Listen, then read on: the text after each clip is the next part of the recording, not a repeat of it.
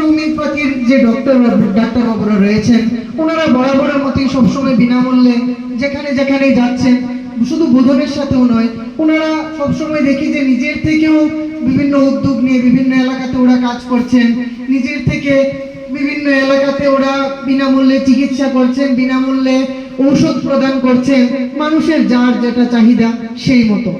তো এই সব যে সমাজসেবীরা রয়েছেন, এদের প্রতি আমার বিনম্র শ্রদ্ধা এবং বোধনের পক্ষ থেকেও বিনম্র শ্রদ্ধা।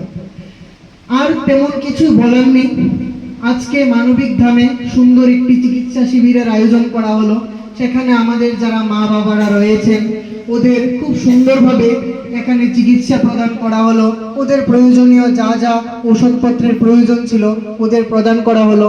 এবং মানবিক ধামের যে সদস্যরা রয়েছেন, ওদের কাছে বিনম্র অনুরোধ রাখবো যে ভবিষ্যতেও যদি ওনাদের কোনো কিছুর ঔষধের প্রয়োজন হয় বা চিকিৎসার প্রয়োজন হয়, আমাদেরকে ওনারা নির্দ্বিধায় জানাতে পারেন।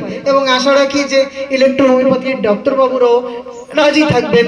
হ্যাঁ, যে কোনো টাইমে যে কোনো সমস্যা হোক, যে কোনো ছোটোখাটো যেটাই হোক না কেন, আমরা কারণ বয়স্ক বৃদ্ধা মা বাবার যে কোনো সময় যে কোনো রোগে হতেই পারে, আমরা সব সময় এক পায়ে দাঁড়ায় আছি সেবা করার জন্য।